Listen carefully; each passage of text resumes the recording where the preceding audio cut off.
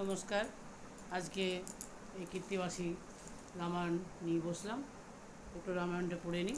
কৃত্তিবাসী রামায়ণটা গতদিনে পড়েছি রাজা হরিশ্চন্দ্রের উপাখ্যান। আজকে পড়ব সগর বংশের উপাখ্যান। সগর বংশ, সগর রাজার কথা আমরা সবাই জানি। সগর রাজার বংশ লোপ পেয়েছিল, তারই বংশধর ভগীরথ গঙ্গাকে আনয়ন করে তার বংশকে উদ্ধার করেছিলেন। গঙ্গা মর্তে এসেছিলেন। রুহিদাস রাজা হইলেন অতঃপর, পুত্রতুল্য প্রজাগণে পালে নরবর। রুহিদাস রাজা হইলেন অতঃপর, পুত্রতুল্য প্রজাগণে পালে নরবর।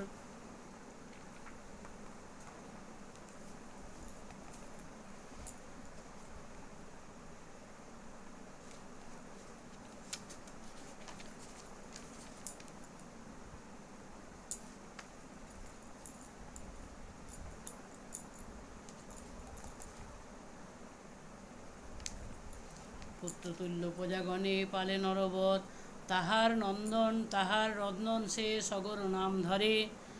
সগর হইল রাজা অযোধ্যা নগরে, মন দিয়া শুন সগরের বিবরণ, যে কথা শুনিলে হয় পাপ বিমোচন। অপুত্র রাজা রাজ্য করে মনোদুঃখে, অপুত্রের মুখ লোকে প্রাতে না ইহি দেখে। দুঃখেতে সগর বলে করিল গমন, বহুকাল করিল শিবের আরাধন। সন্তুষ্ট হইয়া শিব বলেন সগরে, বর মাগিল রাজা যা চাহ অন্তরে। সগর বলেন পুত্র বিনা বড় দুঃখ, বর দেহ দেখি আমি বহু পুত্র মুখ। হাসিয়া দিলেন বর ভোলা মহেশ্বরে,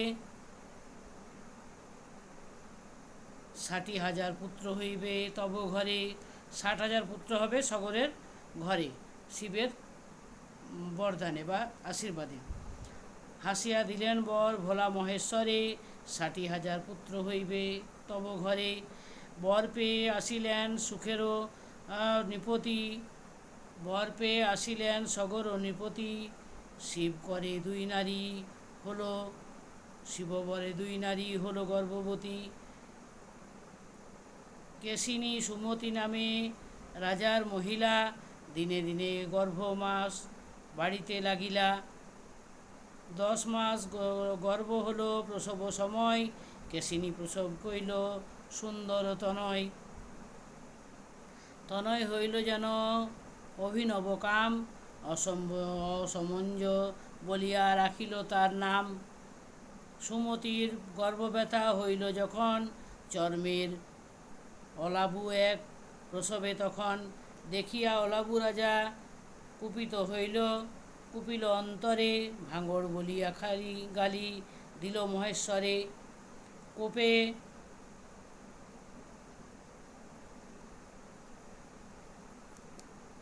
কোপে লাউ ভাঙিয়া করিল খান, 60,000 পুত্র হলো তিলের প্রমাণ।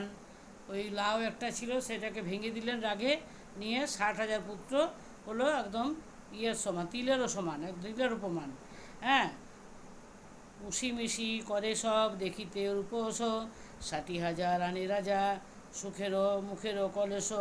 খাইতে খাইতে দুগ্ধ নবরূপ ধরে, 60,000 পুত্রে তবে সগর হাঁকারে। 60,000 পুত্রে সাপ দিলে বিষাই, অচিরে মরি ভিতরা না হবি চিরাই। দিনে দিনে বাড়ে সেই সমরনন্দন, হয় মাস যমজ হইল পুত্রগণ। যখন সগর রাজা হাতে মারে তুড়ি, সকলে আইসে কোলে দিয়া হামাগুড়ি। যখন হইল তারা 12 বৎসর, সগর রাজার পুত্র যখন 12 বৎসর হলো, তো 12 বছরে হলো, সকলের বিবাহ দিলেন নরবর। 60,000 সুতপুত্র একমাত্র নাতি, দেখিয়া সগর রাজা আনন্দিত অতি। অসমঞ্জ সদাই ভাবেন মনে মন, সংসার অসার সার সত্যনারায়ণ। অসার সংসারে কেন বদ্ধ হয়ে মরি, নিভৃতে বসিয়া আমি ভজিব শ্রীহরি। নিভৃতে বসিয়া শ্রীহরিকে ভজব, কেননা সংসারের তো কিছুই তো নিত্য নয়, সবই অনিত্য, অসার। নিভিতে বসিয়া আমি ভজিব শ্রীহরি, ভাবিল সংসারে আমি না থাকিব আর, অনুচিত কর্ম সব করে দুরাচার, যতেক বালক সব নগরে খেলায়, হাতের গলে ব্যক্তি হবে জলেতে ফেলায়, যত নারীগণ লইবারে আসে জল, আহারিয়া ভাঙি ফেলে কলসি কেবল, অগ্নি দিয়া শোভায় পোড়ায় সকল প্রজা ঘর, কহিল সকল প্রজা রাজার গোচর, পুত্রের চরিত্র শুনি লাগিল তরাস, অসমঞ্জ পুত্রে রাজা দিল বনবাস, বনে গিয়া অসমঞ্জ হরষিত মন, সংসারে বন্ধন কাটিল নারায়ণ, অসমঞ্জে পাঠাইয়া বনের ভিতরে, সগর সন্তান লয়ে সুখে রাজ্য করে, কৃত্তিবাস পণ্ডিতে সুললিত গান, অমৃত সমান সগরের উপাখ্যান। আজ সগর রাজার এইটুকু উপাখ্যান পড়লাম, পরবর্তী দিনে